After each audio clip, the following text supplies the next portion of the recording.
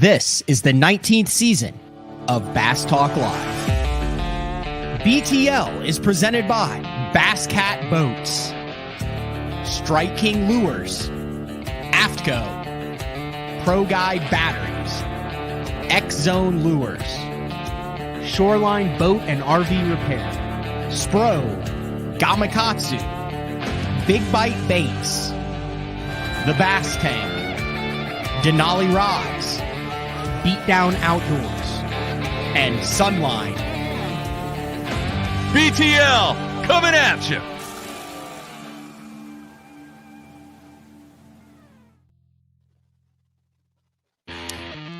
Good morning and welcome to another exciting edition of BTL Bass Talk, where we are going to talk about bass fishing. Yes, I am back in the studio after the third Bassmaster Open EQ of the season on Bugs Island or Kerr Reservoir in Virginia, and then that was a really cool tournament. We're going to actually dive deeper into that tomorrow. I picked a good dude, apparently, to do my Open EQ recaps with, Ben Milliken, the hottest guy on earth right now, probably the hottest thing going in professional bass fishing. Like I've said every time, like I will have multiple texts before events from guys that are on the Elite Series and the BPT going, hey, have you talked to Milliken? Is he catching them? Is he going to catch him again? What's he doing? Like I was sitting at a bar / restaurant next to the marina at Bugs Island, because when you're like me and you cash a check, you need that check before you go home. So I was waiting for the check. I had to wait for the weigh-in to get finished. And there's this just random guy sitting next to me. He's probably about 23, 24 years old. And I got a steak because we'd eaten Mexican 6 nights in a row and I was needing a steak. And I said, he said, hey, did you fish that tournament? I said, yeah. He said, how'd you do? I said, I'm waiting. I got to wait till the tournament's over to get a check. He goes, hey, let me ask you a question. He goes, do you know a guy named Ben? I said, Ben Milliken. He goes, yeah, that's it. He goes, I'm trying to date a chick who's got a nephew that's obsessed with that guy. Is there any way you could get me Ben Milliken's autograph? And I just started laughing. I mean, this is just a random guy in a bar in Virginia that wanted Ben Milliken's autograph. So we'll dive into the Bassmaster Open on Bugs Island tomorrow. And then Wednesday, the owner of the Bass Tank, there's been some changes. I saw, if you saw the Wired to Fish article that went out, and John Sokup fishing the Elite Series recently, there's been some changes at the Bass Tank, still involved with BTL. So the owner of the Bass Tank, Scott Palmer, will be on Wednesday. You know him as the mad scientist, the guy who can explain how everything works in a unit and not just how to use the unit.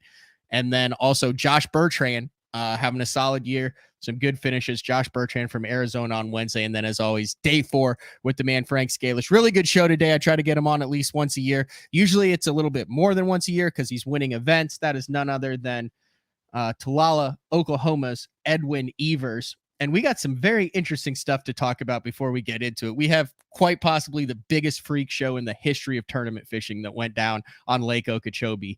And Edwin is no stranger to big bass in Florida. So I want to get his take on how something like this happens in the Roland Martin Marine Tournament Series that took place on May 6th. So I'll bring him in there, see if he can unmute his mic. That is a power move with the guy. I'm jealous of that aquarium in the background. Edwin, thanks for jumping on BTL. Thanks for having me, Matt. It's great to be here, as always. Do you follow Ben Milliken? Like, have you noticed what he's doing? Have you seen what he's doing? Yeah. He's I was really excited for him on that deal that he did at Toledo Bend. He blew the doors off that thing wide open. Do you know him at all? Like on a personal level? Have you talked with him? No, not at all. I think it's interesting. Like the top YouTubers are all trying to get into the tournament fishing, and then the top tournament fishing are all trying to get established on YouTube. You're one of those guys who's done a really good job of melding tournament angling with the YouTube side of it and the educational side. Like as far as educational side, boy, you have really given up some. I find myself when I want to figure out how to do something going to your channel, like whether it's getting like waypoints from Google Earth onto your unit, just very educational. Thank you. It's a lot of work, but I'm really enjoying it. It's been a lot of fun. It kind of,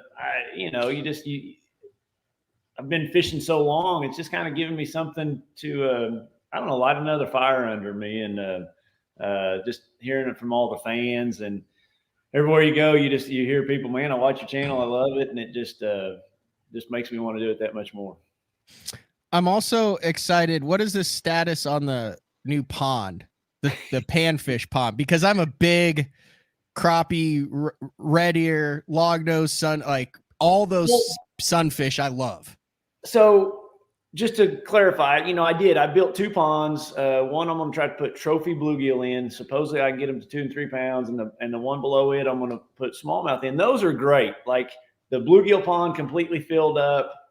The pond below it's got like 3 more feet to fill up. We haven't had much rain, but like the bigger question is I want to build like a lake, and I've been 2 years in the process dealing with permits from the Corps of Engineers, and it's just frustrating. I mean, it's just highly frustrating. Unfortunately, the person that I got attached to moved to Tennessee, so it's just really slowed down the process. And hopefully one of these days I hear from them every couple months, and they need something else,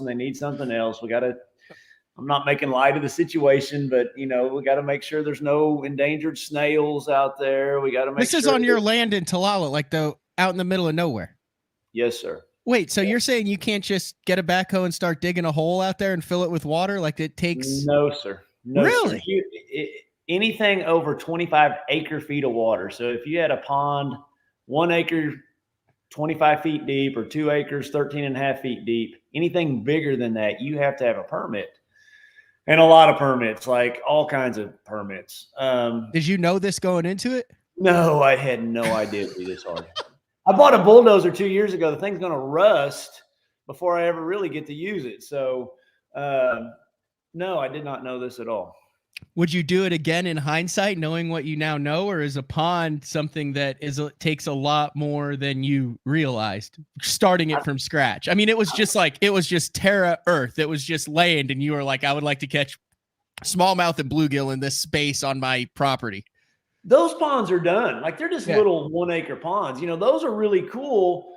I've always wanted to have a lake like, Jimmy Houston's, or, like the Basil Savage, he's got some really neat lakes. I've just always wanted to have a place where I could take people fishing, take like, sponsors or kids, that it takes 4, 5, 6 hours to fish the whole thing. Right. And, I mean, I've wanted that for a long time, and like my whole career. And my fingers are crossed that one of these days we'll get it done, and I'll be able to grow some bass in it before it's too late. It would be really cool if we can get this all done.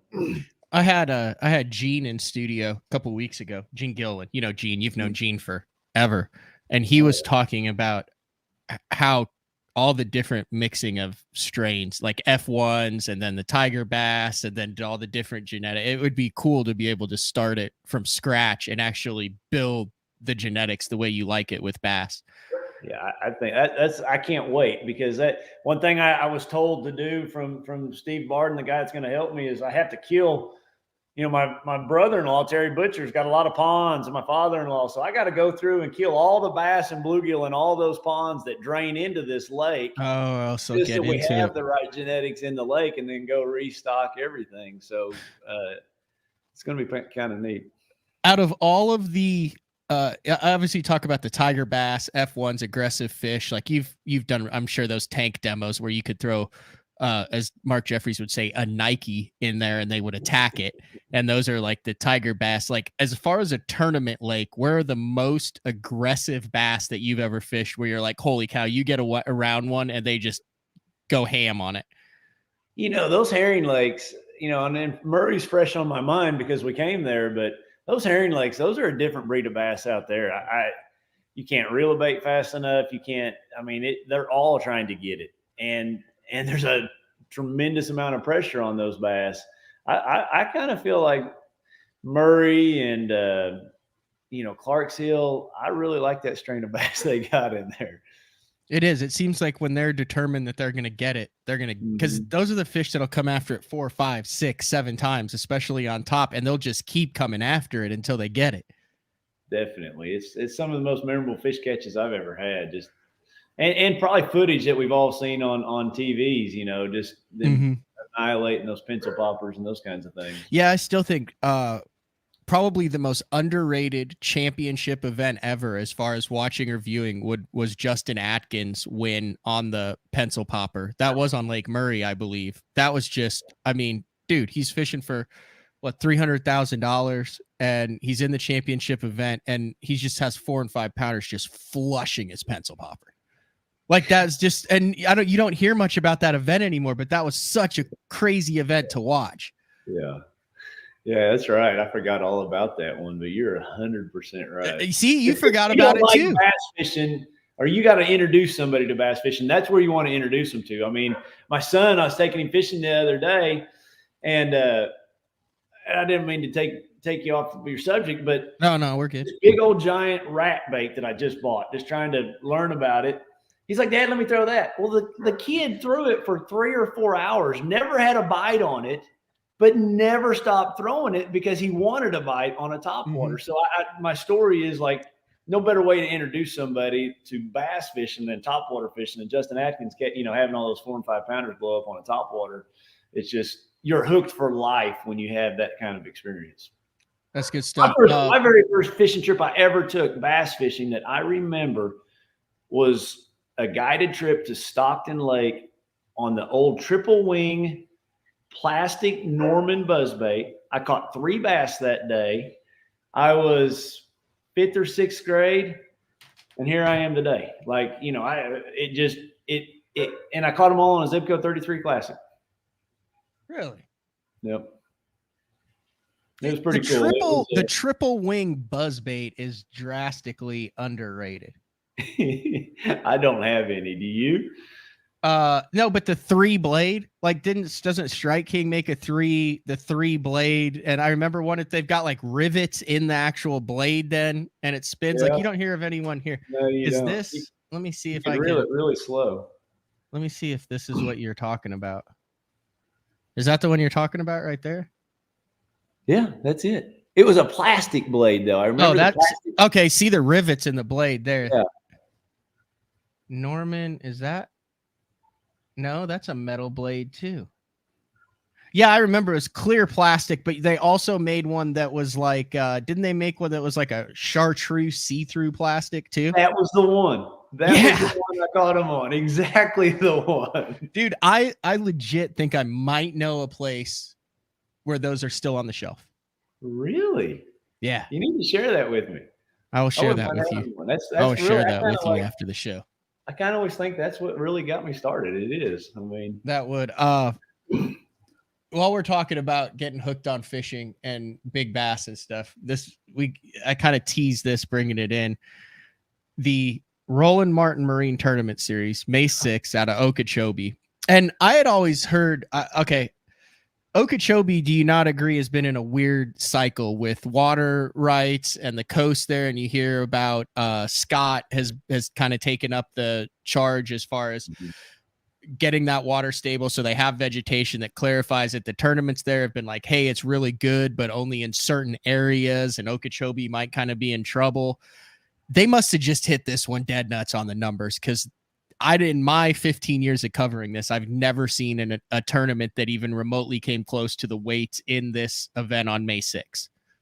I would have loved to have been there just to be a part of that. When you look down through there and how many 30-pound bags and high 20-pound bags, and that just had to be all-time fun. Yeah, you got it right there. All right, there it is right there. Well, this was wow. Whoa, that's not good. Okay, I got to figure out how to get rid of that. Yeah, the word was that the lake was gone and it was bad, and I think obviously they're dealing with some issues with that high water down there. But you imagine if they get that thing stable and that thing's as stout as it is right there. It'd be interesting to know, or if you've talked to anybody down there, did they all come from really small areas, or did the whole lake fire? Yeah, okay, I got it right now. There were 20 bags over. Listen to this. Just comprehend this. There were 20 bags. There are about 200 boats in this tournament. 180 something. It's a big team tournament. 20 bags over 30 pounds. Wow. 55 bags or 52 bags over 25 pounds.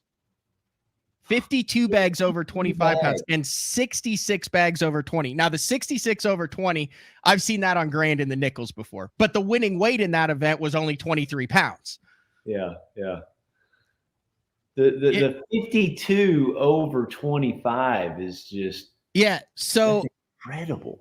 36, 36, 35, 33, 33. There are some guys down here that I feel really bad for. Like, could you imagine being Ray Ruiz and Ryan Tran? They come in with 2781 with an 848 kicker. Wow. They don't even cash a check.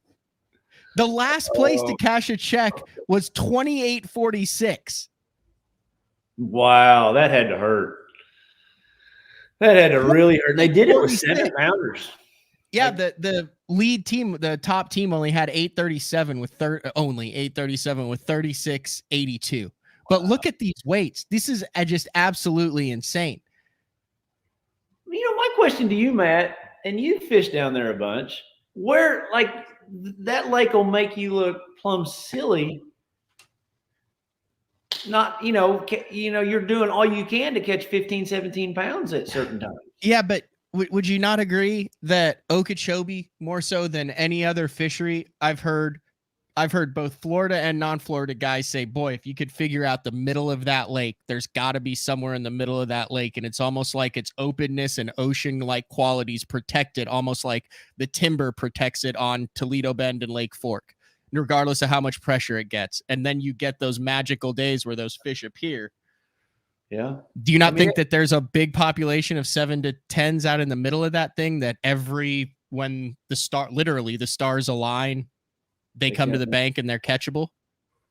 It has to be, it has to be. But I mean, that's like saying, go find something in the middle of the Pacific Ocean. That's what I think protects them. I've never been across. I've fished just around. I've fished Okeechobee 2 or 3 times, but I've never done the across the middle thing. You have. I mean, is it like an ocean out there? Is there any? It's just featureless. You can hardly see the bank. I mean, you're out there and it's flat, and there's just nothing to relate to. There's no buoys. There is zero out there to ever say, "Oh, let's start right here." I mean, zero.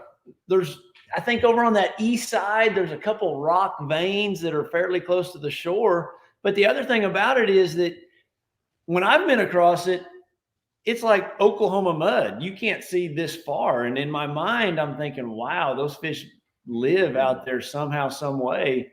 But I mean, mud, it's just dirty, dirty water. I believe it's the 5th largest lake in the country. And this doesn't do it justice on MapQuest, but to see what we're saying, I mean, you have your popular areas where everyone fishes, but look at this just abyss. It's literally just a massive.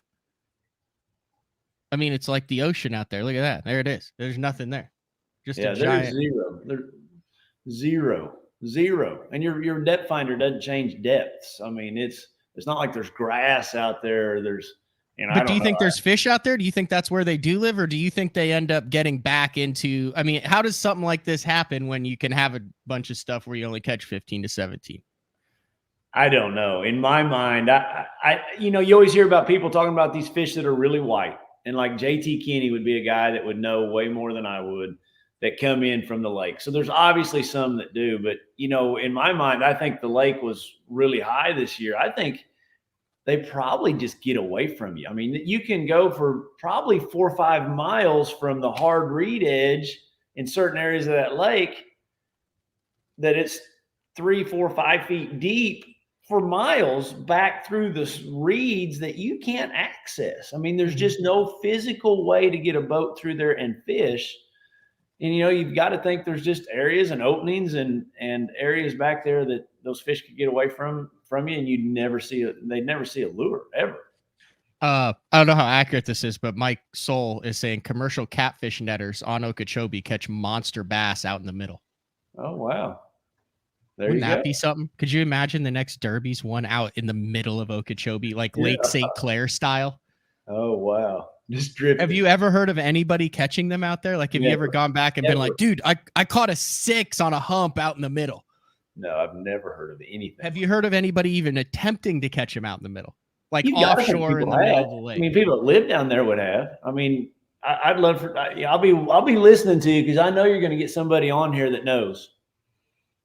I would love to talk to someone who's like, yeah, like 18 miles out, there's a little ridge, and I smash them on it.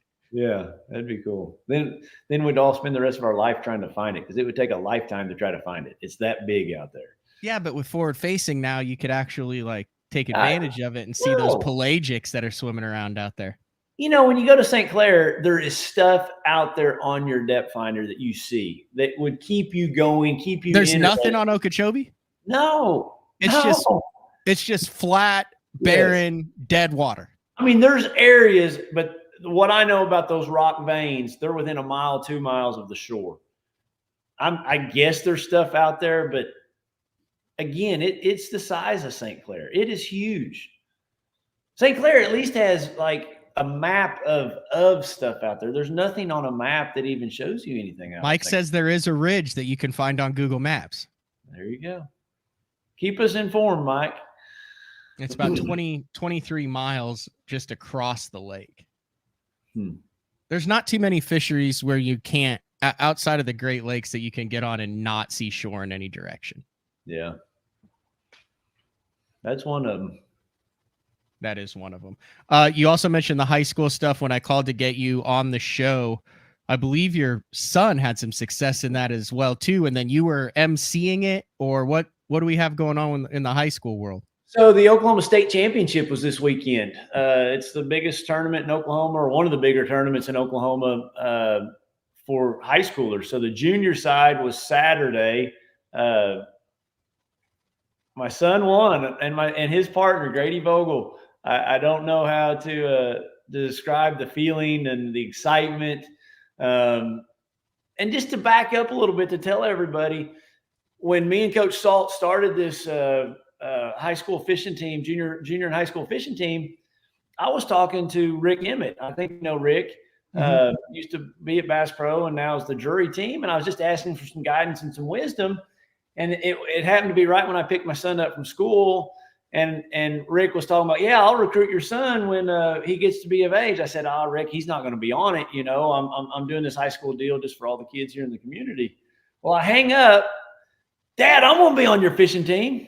Well, I'm like, son, you really don't fish. I mean, you don't even, I ask you to go all the time and you don't go. I'm going to be on it, Dad. I was like, okay, buddy. So that's what I was working with when we started the season. And he has come such a long ways. Like this past weekend, I mean, there was no taking a break halfway through a cast. He'd have crackers in his pocket and he'd eat a cracker and then keep reeling and then eat a cracker and then all in the same cast.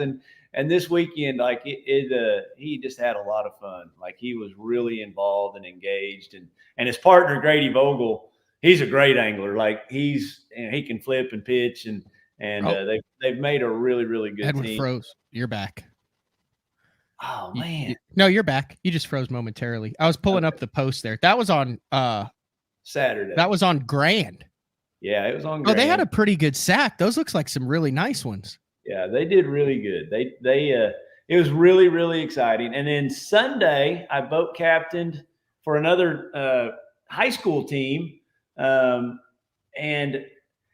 yeah, I left Grand really, really frustrated as a coach because we had 4 teams within 6 ounces of making the national championship. I had Bo Barrett and Logan Kerr miss it by 1 ounce. I had Gavin Salt and his partner, Gavin Mullins. They missed it by 2 ounces. The team I captained missed it by 2 ounces. Warren Pierce and his partner missed it by 6 ounces. I mean, it was just – and for our first year, I need to be happy, but, man, I was frustrated. I would have – it was like I just lost a tournament. So you started the team and coached the team then? Well, me and Coach Salt, there's a guy by the name of Brent Salt that's a big help. I couldn't. Yeah, I know him. He fishes. He's a tournament fisherman too, right? Yes, sir. Yes, sir. Okay. Yep. He catches them. Yeah. So that's gotta be exciting. I love it. They actually have their own little YouTube channel. What is it? Just the Uligal fishing team. Okay. And we try to video all our practices. We meet at a swimming pool and we practice flipping, And I had a couple kids. I gotta tell you, I had my kids like, man, we're getting kind of bored with all this casting practice. And after this week at Grand and captaining for them, I'm like, guys, we need to have a whole lot more casting practice, trying to get those baits behind and underneath those docks. But I can go on and on about it because, Matt, I really am enjoying it. I got a great group of kids, and it's a lot of fun. So is Cade like all in on it now? Like, is he like, dude, I want to be a professional angler. I want to do this. I want to fish collegiately. Like, is it to that level yet? No, I don't think he's gone that far yet, but I think he's really having fun. I think he's super just what we need. Another dominant angler with a kid who's going to be the next generation. I saw Marshall Robinson just had a heck of a tournament there on Lake of the Ozarks in the MLF Invitational. Yeah. He had a shot to win that sucker. Yeah. It's funny because like Cal Lane, Chris's boy, I used to put the chain back on his bike in the campgrounds 20 years ago. And now he's competing. Same thing with Marty's kid. I remember him being at the signups, and he's a little bitty kid. Now he's winning tournaments. It's just Alton Jr. They both have the heavy hitters. Like I was watching, I was doing my Bugs Island research, and there's like a 90s tournament, and he couldn't even see over the weigh-in stage, and he's up there with Alton. Wow. It's insane. Just, do you think that, to me, it seems like there's certain stuff you're around guys like yourself, like professional eggers, and it's just like you just have a basic foundation that gets ingrained into you that you don't understand. It's like starting a sport when you're young. It's really hard to become top level in a sport if you start it later in life. Now, there's abnormalities in everything, but you just build and you're around it and you just take things for granted and build a foundation of knowledge to where your decision making is quicker, and the younger and easier it gets into it and repetition over and over. It just, everyone wants to say it comes more naturally, but you're just kind of immersed in it from such a very young age. 100%. Not just the general casting and all that stuff and equipment and preparation that those kids see their dads do. But then, like you said, the decision making, the tempo, just the tempo. Like a lot of these kids that I'm coaching, man, they just don't realize the tempo, and the opportunity is just as grand the last 5 minutes of that tournament as it is the first 5 minutes of the tournament. And those Cals and Marshalls and Bo Brownings and you can't forget Alton Jr., all those kids, they're Howell. They know those tempos. Like they know it can happen in the last 5 minutes like it can the first, and just like, this week was really kind of a tough week because I could take those kids and we could go get a lot of bites just throwing a wacky worm or shaky head down the bank. And you would just catch all the 12 to 15 inches you wanted to catch. But, getting a big bite was random. You could never really say, hey, I'm going to catch a big one here. These are better than average fish. And those kids that are growing up underneath their dads or I think they can just recognize those scenarios on the lake a lot easier. What are you looking at, Matt? Oh, I'm still trying to find that plastic triple wing buzzbait. It's bugging me that I can't find a picture of it. I remember it was so hard to cast, and then it made a gurgling sound, not a squeaking sound. It was like a brrrr. I had to throw it because that Zebco 33 is like a 2-to-1 gear ratio reel. And like he had a 2-wing buzzbait, but you couldn't reel it fast enough on that Zebco 33. So I had to have that 3-wing one. And I didn't catch near as many fish as the guy did, but I caught 3. And my first tournament experience ever, I was 13, and it was with a Zebco 33 and a Pommy Special. You ever heard of that? I have the Marlin Pommy Special. I know I have one. What is it? I have a picture of one back here. I thought I had. Oh yeah, here it is, right here. It's a. I've talked about this before. It's a short arm spinnerbait. See that? Yeah. So this was designed in the Ozarks out of Blue Springs, Missouri. Pomme de terre. Yeah, it's got actually a little wire thing in there because it was the muskie that were in there. But it's a short arm spinnerbait that looks like it, but when you get it up on the surface, it's a buzz bait. Blah, blah, blah, blah, blah, blah, blah, blah, blah, blah, blah. And they haven't made it for ever. Yeah. And I drew a guy named Bob Evans. I've told this story before. A guy named Bob Evans who was sponsored by Bob Evans and made the Red Man All-American.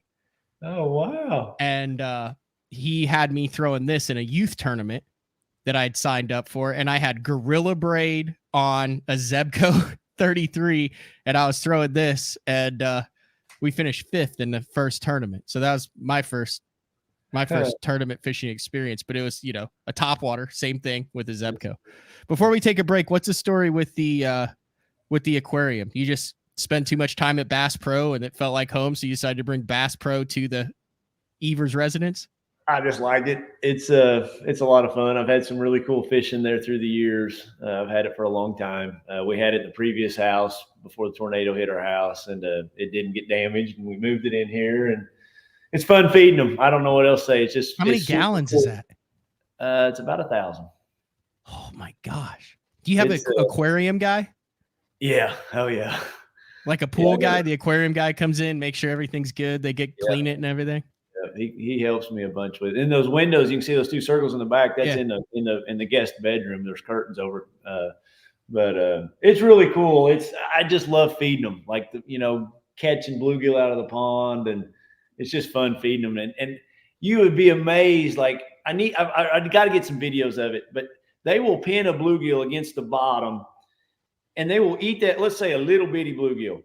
And they will eat that, and they'll eat just as many rocks as that bluegill, but yet they can spit. They'll spit those rocks out for the next 30 seconds to 2 minutes, and they'll just keep chunking rocks out, and they'll keep that bluegill in. It's just amazing to me.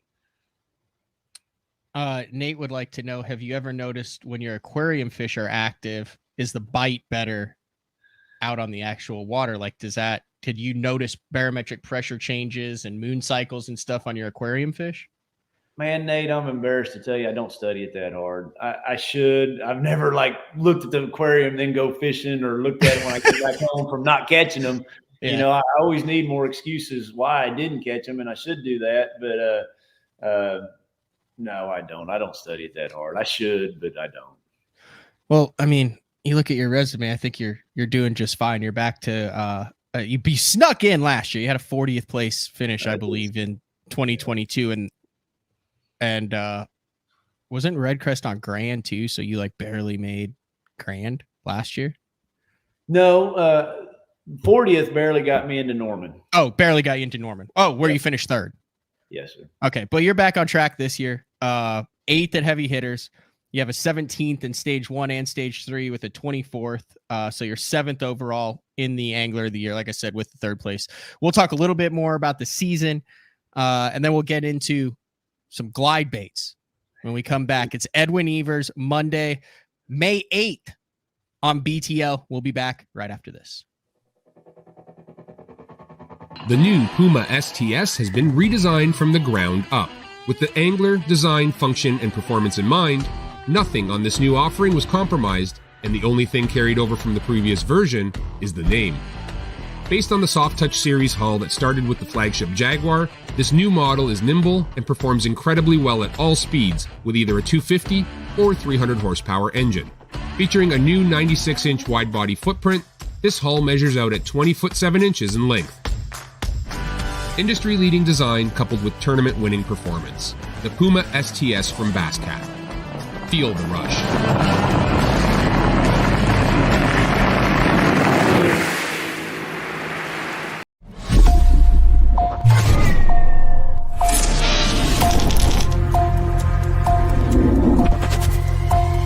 Everything you need, one legendary brand. Top one on Strike King.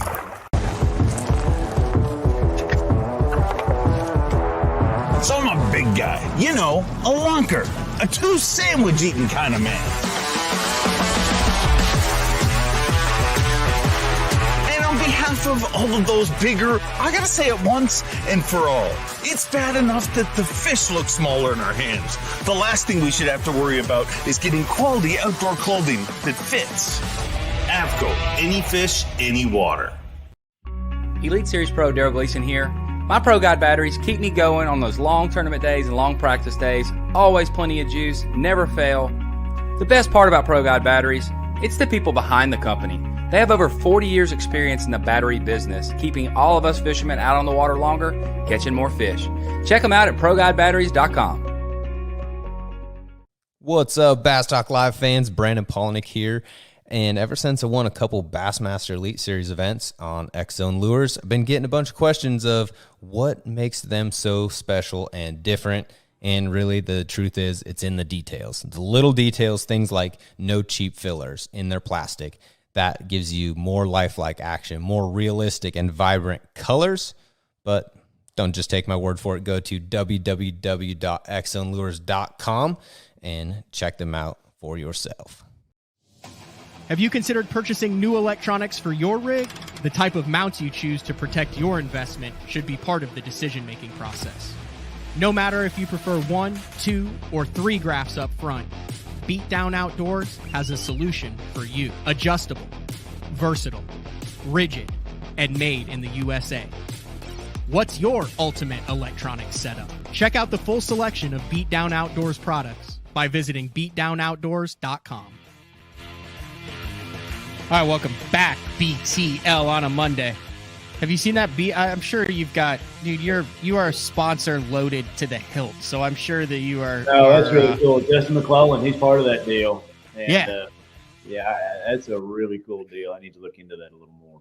Those are going to be the beatdown mounts that is the next power pole. Yeah. It'll be like kids. Remember when we used to have to strain our necks to look at our graphs? Yeah. Just like it'd be like, remember when we saw something we wanted to fish, we either had to throw an anchor out or fish it as we drifted past it.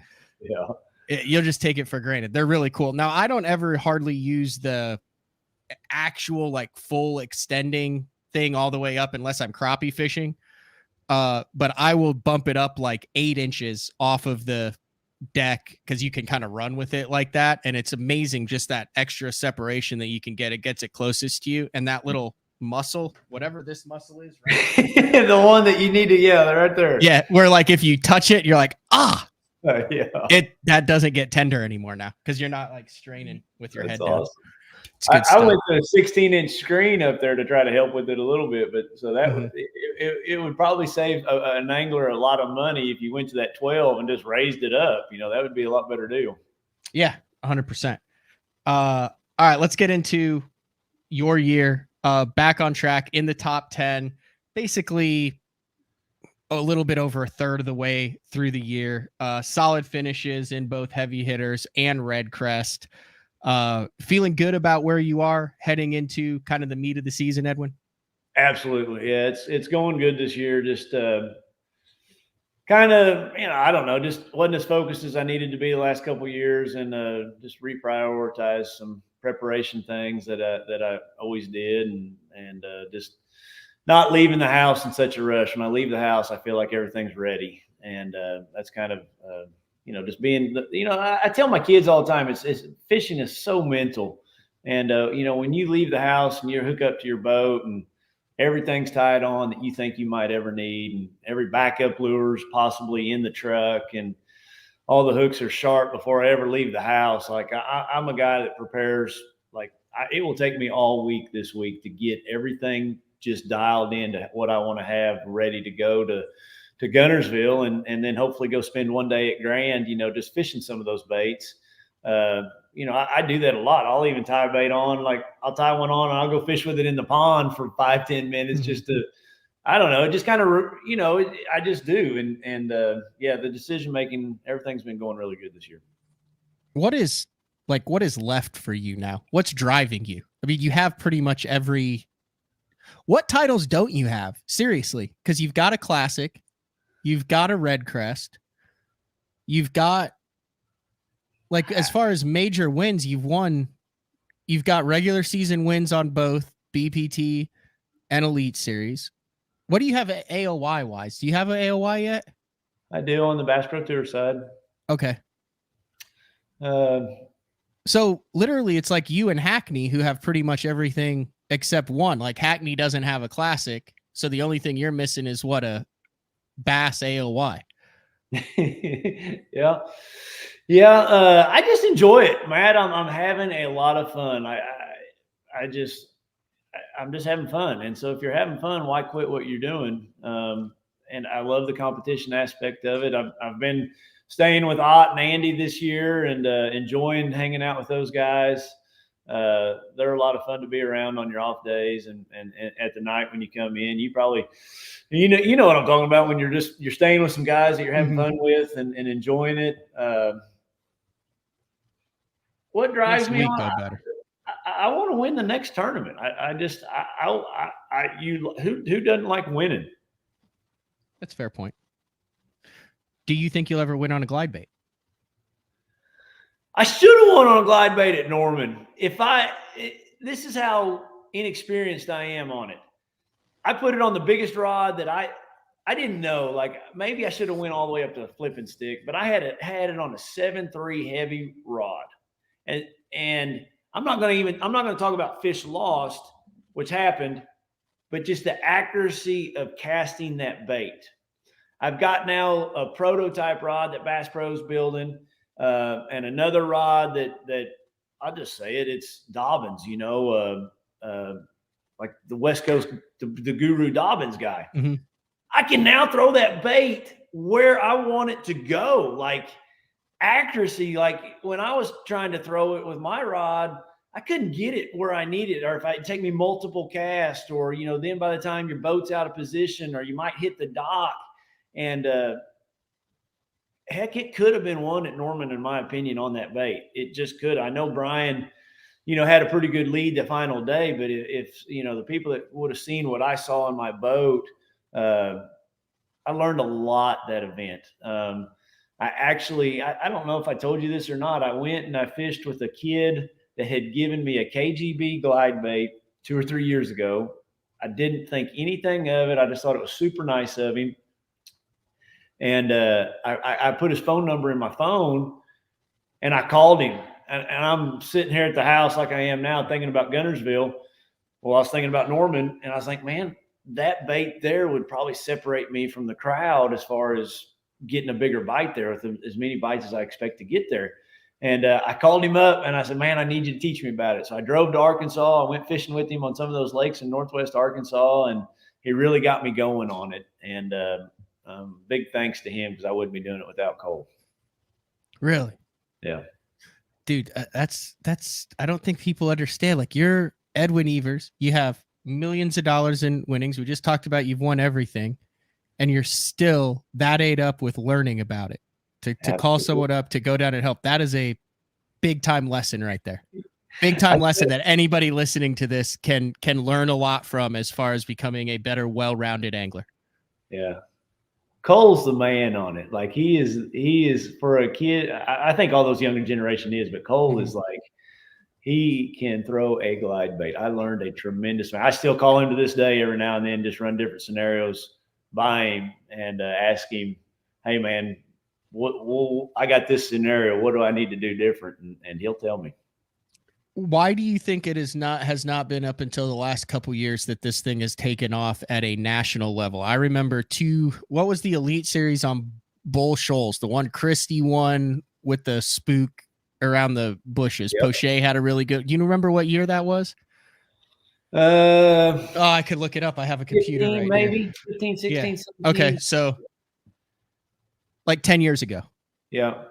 I remember Brandon Polinick had a box. And in that box, he had a Gancraft jointed claw 178 SS. And you've got those?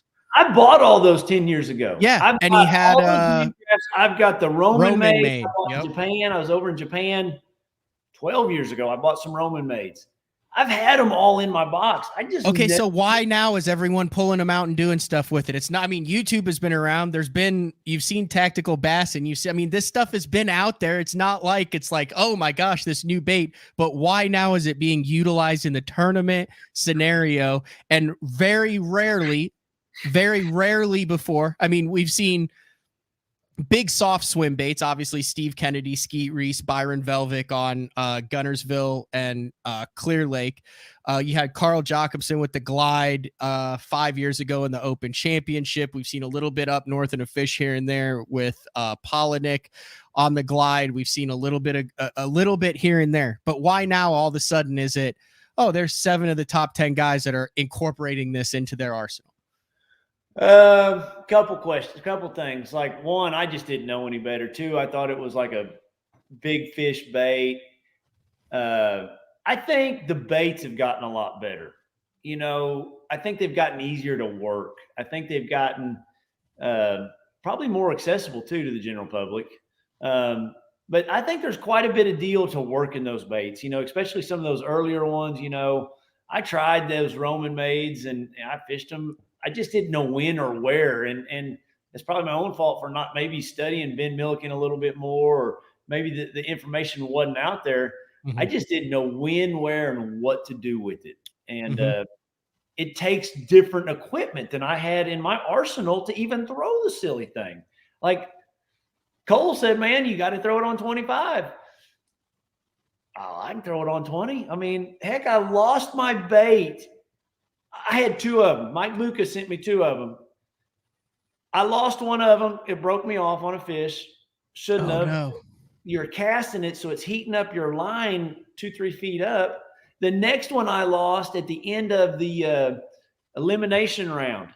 And I am sitting there, I'm distraught. And I'm like dragging the bottom in the tournament with a spoon. I'm trying to find it. A homeowner walks down from his house. He said, hey, man, I got a magnet. You want to borrow it? I was like, thank you, Jesus, because yes, I want to borrow it. I mean, I had all my confidence in this one bait. He brings this magnet down this big and a rope. I walk up and down that dock with that magnet. I pull up a gigantic piece of steel. I move it over to the side. I'm dropping it. And I get the weight changed just a little bit. I raise it up. There's my trick shad. In the tournament. In the tournament. I had 2 more days. I had the knockout round and the championship round that I needed that bait. How did I not know about this story? I don't know. You didn't ask me.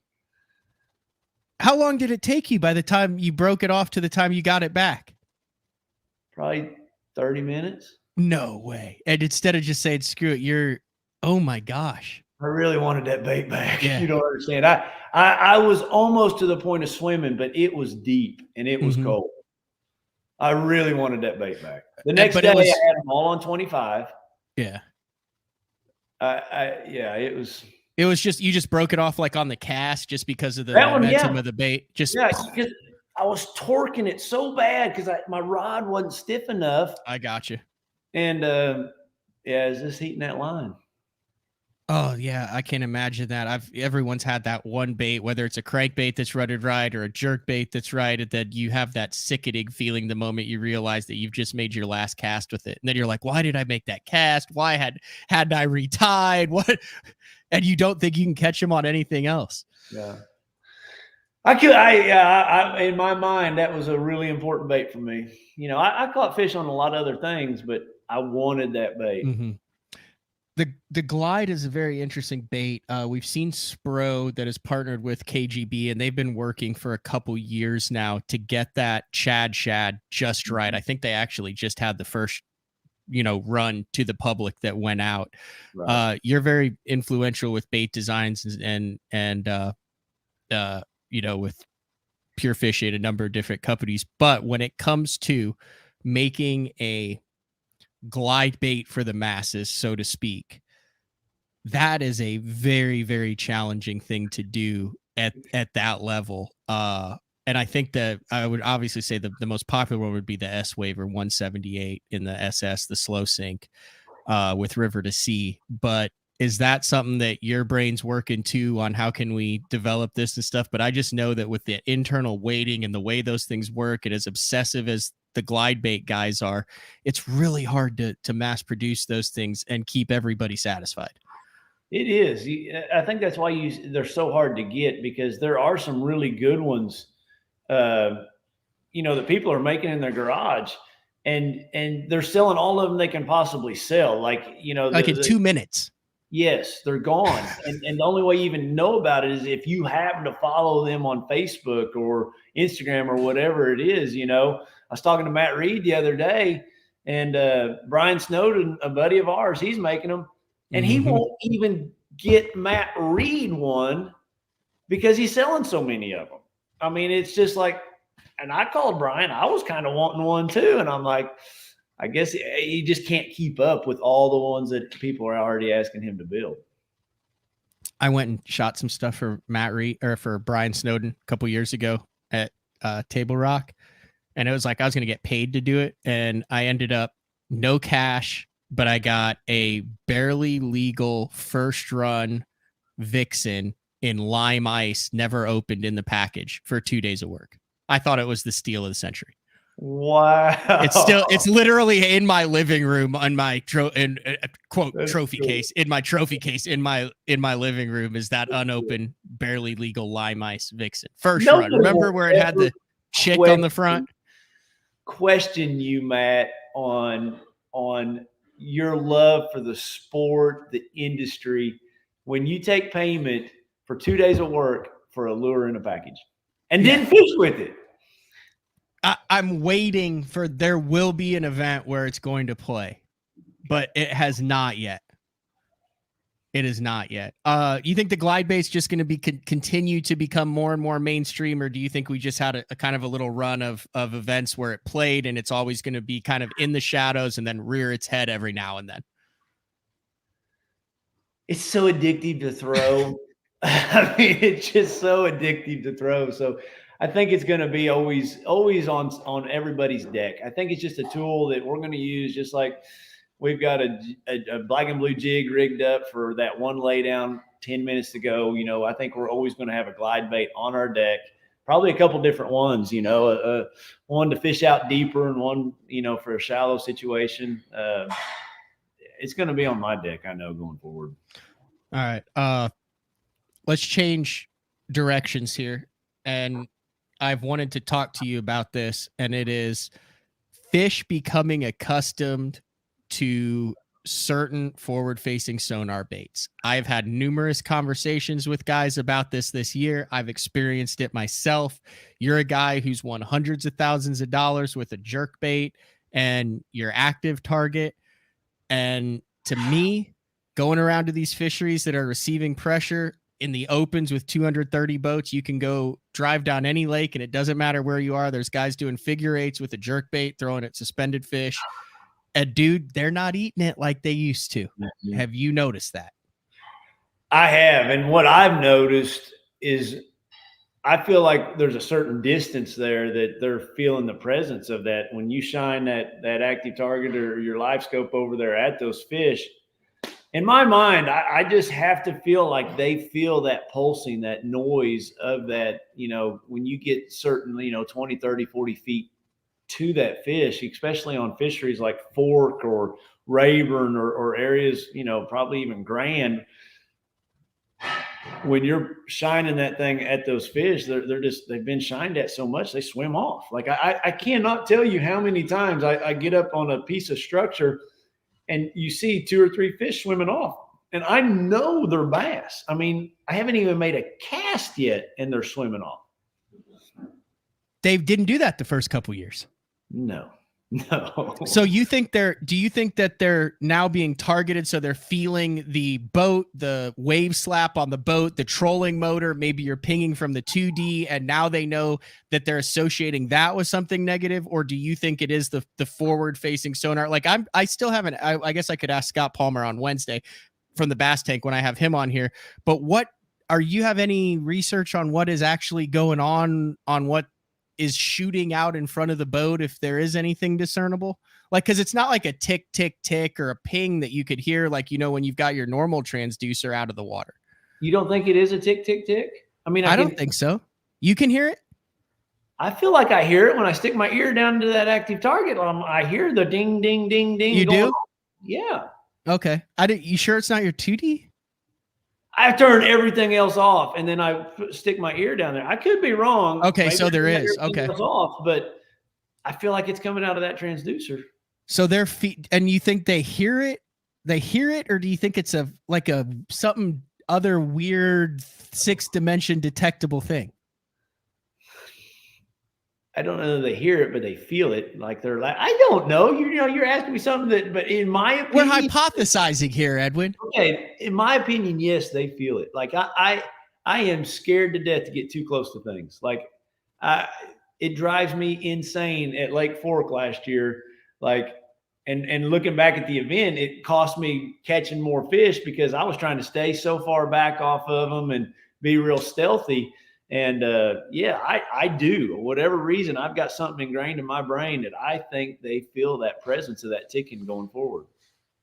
And that's because everyone's got it now, and those fish have been targeted. So you think it's more the pressure, the feel of the sonar than the bait? Because I also think that the jerk bait is not nearly as effective as it once was, because you're seeing fish getting behind it. You're seeing fish doing cartwheels and figure an 8 around it. And it seemed like the first couple years, if you got it within 10 feet where you had the ball of the fish and then the jerk bait and you had that shine the same, so you knew it was on the same parallel, that thing was like a heat-seeking missile up to it and was T-boning it. And now it's way different, at least in my opinion. Have you noticed that too with the bait? Yes, absolutely. Especially like down there at Caney, like I couldn't get them to touch a jerkbait. They would look at it a little bit, maybe follow it a few feet, then they were done. I don't know that I ever even caught one decent fish at Caney on a jerkbait, which is a clear forward-facing sonar type lake. I think we're gonna have to come up with a different thing. The whole minnow deal, like Jason won the classic on, or some of that other stuff, a silent type bait is probably going to be the next thing. I think it's out there, that hover strolling. Yeah. Have you messed around with the hover strolling at all? I haven't. I think it's got to be a little bit. I think it's got to be it's basically just a churched up Damiki rig. Yeah. It's a little bit lighter, but I think it has the properties of a wacky rig or a Neko rig, to where it never falls the same twice. Therefore, it doesn't have a discernible signature, so the fish can't get used to it. How does that? Is that overthinking? No, I love it. I think the more we think about it, the better we become. So no, I love it. It's very interesting because, like I said, you've won a lot of money on that, and I think you're very underrated when it comes to the forward-facing technology with a jerkbait. Like, you get in it and you can tell that you're dialed. Well, thank you. Especially on Grand, when you were catching them next to those posts down there in friggin' Horse. You had that thing. You had that, like, you knew you were going to catch one. Yeah, the water came up the final day and I didn't make the right adjustment. I still wanted to fish those fish that were out there deeper. Yeah. All right, what else you got? You looking forward to Guntersville here coming up? That's going to absolutely be a banger, isn't it? A long time since we've been there, and I've not been there with the whole eelgrass invasion. So I'm kind of excited to see that and see what's different there, to see if anything that we used to fish is still good down there. But heck, who could not be excited to go to Guntersville?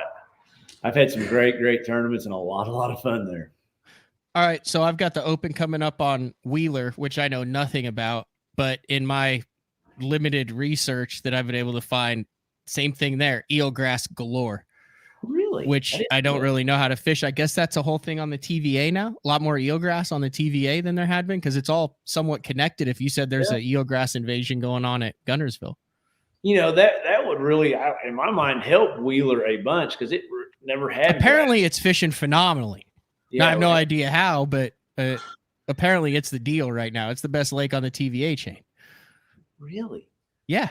Awesome. I'll be watching you then. I can't wait to see that. Have you ever done any damage out of eelgrass before? Florida, early in the year, cranking like a crankbait over the top of it. But always like February type stuff. Okay. I've caught some fish down in Okeechobee and stuff, flipping it, but no, other than that, like later in the year, I've never had. Very frustrating to me in my limited experience. I don't understand it. Yeah. Like, I don't understand how the fish sit in the eelgrass when there's no like actual like noticeable current. Huh. But they must like it. Yeah. I think any grass is a good grass, just is better than no grass at all. And that's coming from an Oklahoma guy. Yeah. Wow. What else you got, Edwin? Man, that's it, I guess.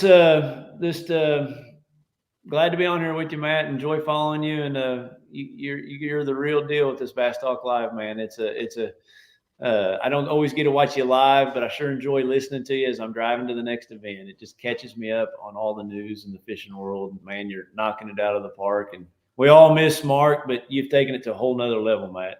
Thank you. We'll have to get together and go watch Mark coach bowling for SNU this year. We could like get signs, like, you know, go Mark, go coach Jeffries.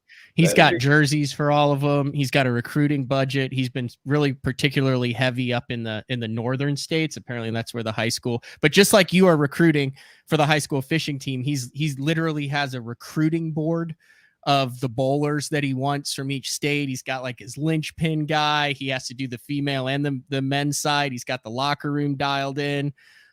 Wow. Have you seen any of this stuff? No, I haven't. You haven't seen any of this stuff? Hold on. Let me see what we got going here.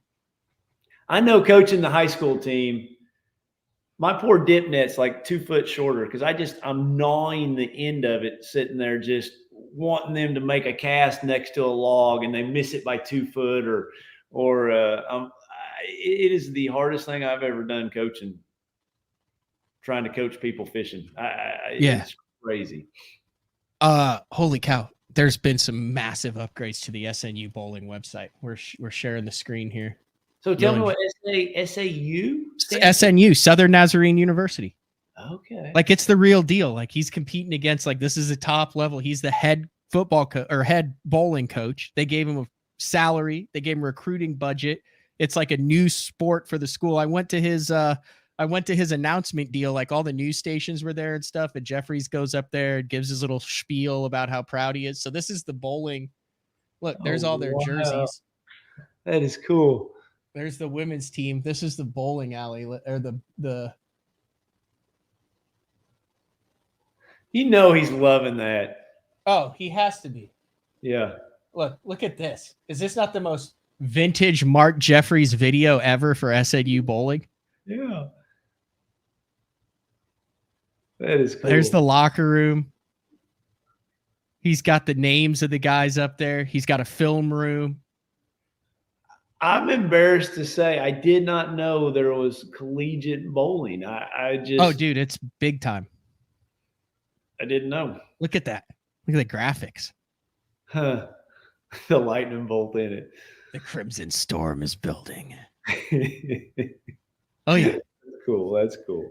I'm happy for you, Mark. If you're listening, I'm super happy for you, bud. Yeah. He also helped with the new intro as well. He was like, I better get credit for the new intro. Yeah.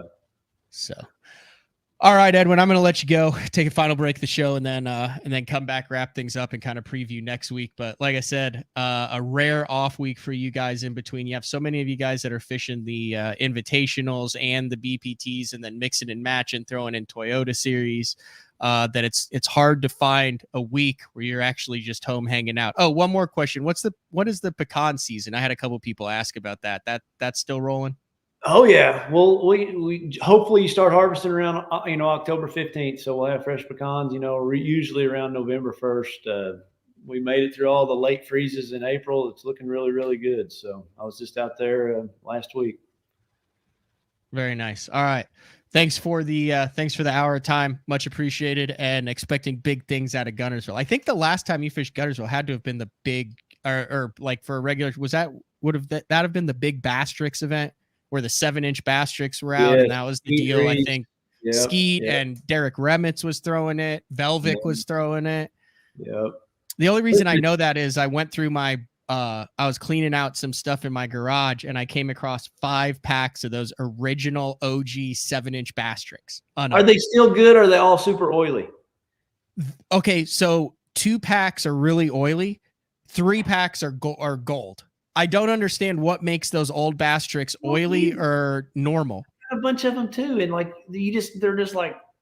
It had to be the dipping process because of how soft it would be. I believe those originals were like, there's like a 27-stage hand dip process. And then, that's how it'd be like basically a Sharpie that drew the design on and stuff. The original dude who had it, there had to be some sort. My thought process is as they heat, a couple of those layers melt because they're so thin. That's just a theory though. Kind of makes sense. Are you still able to use them? Yeah, I actually threw one at Bugs Island, and I forgot how good it was with the head wobble and stuff. You're like, you're reeling it and you can feel that little do on your rod, and you're like, oh, dude, this is gonna get freaking munched. And I caught a chain pickerel on it. I didn't know they had chain pickerel on there. Like 2 casts in day 2 of the morning, I'm like, yeah, there's my kicker for the day, and I boat flip it, and I'm like, it's a freaking pike. I'm glad we don't have those here in Oklahoma. There are no chain pickerel in Oklahoma. Not that I know of. You do know that our guess what the Oklahoma northern pike state record is? You're having to look it up. I want to make sure because I can't remember the name. It's like 26 pounds. There's northern pike in Oklahoma? So the Department of Wildlife, here it is. I'm pulling it up. Oklahoma. Pike, northern pike. Oh, I messed it up. 36 pounds, 8 ounces. Wow. They did a long time ago. They did like a test sample to see on western Oklahoma out in like Carl Etling. Yeah. To see if they could establish a population of pike. And they never reproduced, but that initial run got freaking massive. So there was like a 5 or 10 year period there where these giant pike got caught, and then the cycle died out. Since they didn't reproduce, they didn't restock them. So the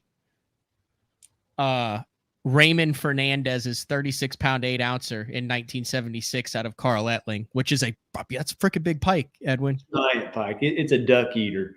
Yeah, that will probably stand forever. Did you see the giant carp in the carp national championship this past weekend? Where? Bass Pro deal. 70. The winning team had 700 and something pounds of carp. They were shooting 70-pound carp with their bow and arrows. Oh, on the Neosho? I thought it was out of Memphis on the Mississippi River. I could be wrong. I just saw. Oh, no, but I just pulled up something that an Oklahoma angler just caught a world record big head carp. In Oklahoma, we got him? 110-pound big head carp. That's not on the Neosho River. So that's going to be up to Arkansas. Okay. That's not good. No, that's not good at all. They had a big rodeo, like a big carp shooting rodeo over in Mississippi. 700 pounds. 700 pounds worth. That's your stringer. That's imagine putting 700 pounds in your boat. That's a big carp. Is that the one where they put them in like trash cans and then donate them and stuff afterwards? Yes. I've never done that. Have you ever done that? I hear it's a lot of fun. Kevin Van Dam's kind of got into that bow fishing, and he says it is an absolute blast. Dude, if he could shoot, catch, or capture it, Van Dam's all about it. Yeah, he is. All right, Edwin, enjoy the rest of your morning. Thanks for jumping on. I had a freaking blast. I did too. Thank you, Matt. Appreciate you. All right. See ya. Bye. All right. That was the one and only Edwin Evers. And yeah, we always talk about Greg Hackney just being like the Bassmaster Classic shy of the trifecta. But Edwin has the AOY, the Red Crest, and the Classic. So just the Bassmaster Angler of the Year. And I think Hackney also has a Toyota Series win or Angler of the Year too, so a little bit different. But hey, we're going to take our final break of the show. When we come back, like I said, talk a little bit more about Bugs Island. And then I also have an update on the St. Jude fundraiser that we did with the Dick Hiley Bass Classic that was supposed to be this past weekend. It was actually postponed till October. We're going to talk about that, talk about what we got going on coming back. It's BTL on a Monday. We'll be back right after this. Shoreline Boat and RV, dock rash, storm damage, collision repair, that deep scratch or gouge from trying to access that secret creek. Shoreline Boat and RV can get your prized possession back in mint condition and looking good on the water, fast. All repairs are done in-house, so they're able to get your boat or RV back to brand new, quickly. All Shoreline's work comes with a rock-solid warranty. Find out more at shorelineboatandrv.com. Kansas City, Austin, and Tulsa. I'm the kind of guy that never leaves the house without a pocket knife, and Gamakatsu's come out with the EDC series of knives. EDC stands for Everyday Carry, so whether you're on the water or off, you can always have it with you. The best thing about it to me is that assisted open feature. With this D2 blade, you've got it right here at your fingertips, so if you can't find your scissors, you need to cut a knot, you need to cut your braid, you've always got it. Make sure you check it out. Never leave home without your Gamakatsu EDC knife. Born in Japan, using technology, innovation, and precision, Sunline produces the widest selection of fishing lines at the most technologically advanced line factory in the world. Manufactured at the strictest tolerances to produce victories at the highest levels of tournament bass fishing. From household names like Christie, Swindle, and Cruz, to young guns like Cook, Logan, New, and Welcher, they all trust Sunline to take them to the top of the leaderboard. Choose the line that will give you the strength to guarantee your confidence. Sunline. Are you looking to install your own fishing electronics? The solution is the Bass Tank Power Harness. It takes the guesswork out of installation. No more voltage issues or interference. Designed by an engineer so that you can get professional results right there in your own garage. Installation done right with the help of the Bass Tank Power Harness. You can feel confident knowing that your installation was done right. The Bass Tank Power Harness. Give us a call or order yours today at thebasstank.com. Get the best patterns backed by tournament data. Start by finding the best 10% of your lake. Know exactly what to look for and what to throw. After that, just put them in the boat. Try the Deep Dive app today. Look at that beast right there. Having confidence in your tackle while on the water is one of the main things to success, in my opinion. In the last couple of years with Denali, I've had just that. From anything from spinning rods, casting rods, tungsten products, even now to casting and spinning reels, I have the confidence to go out there and get the job done and know that all my equipment is going to handle it and do it just the way I want it. The thing about Denali is you've got great quality products at a great price point, so make sure you check them out.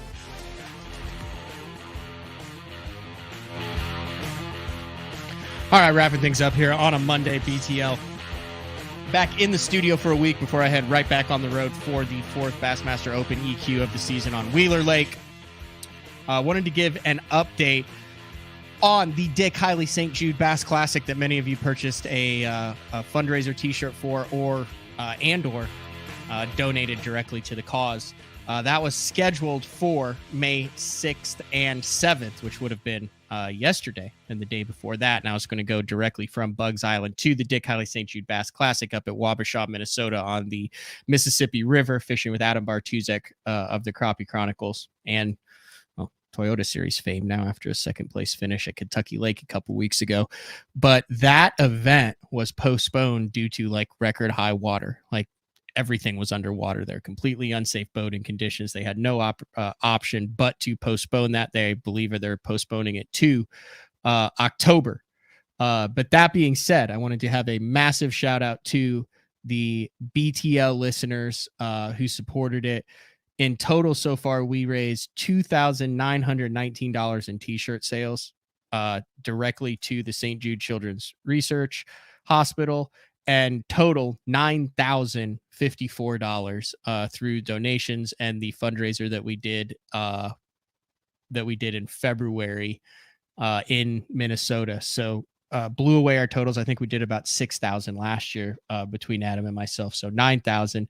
Massive thank you to everybody who donated to that, who helped. And I don't know, obviously, I think we're probably going to continue that through October. I'm going to fish it with Bart once they come out with the official. I think I know what weekend they're going to have it in, but he was like, hey, that's going to be even better fishing than it would have been in May. So also wanted to make note, have closed the BTL apparel shop. Going to do kind of a reset, a little bit of a reset there, come out with a new line of stuff, maybe a couple new Uncle Frank shirts. So look for that probably sometime around the 1st of June. And then also want to congratulate, really cool story there. I know we mentioned the Lake of the Ozarks event with Marshall Robinson making a run at it, but John Cox fishing both the Elite Series and the MLF Invitationals, 55-14 3-day total, wins a sight fishing event at Lake of the Ozarks. And then his best friend, Keith Carson, if you remember, they did a big deal. Pure Fishing did a big deal when they both made the Bassmaster Classic a couple years ago. Best friends, kind of grew up together in that Florida area.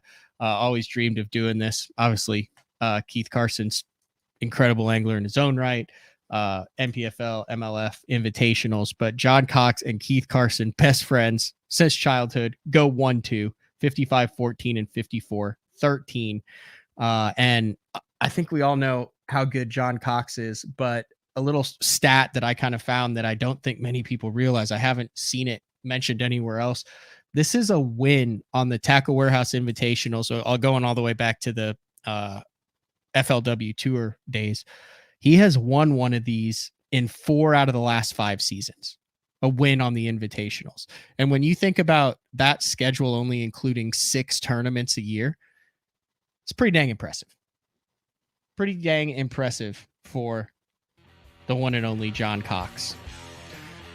All right, tomorrow, Ben Milliken joins the show to break down a grinder of a Bassmaster Open off Bugs Island. Like I said, we've seen what he did with the big stick offshore in the first 2 opens, but he had to make some adjustments, rapidly changing conditions, flipping, drop shotting, no glide baits this time.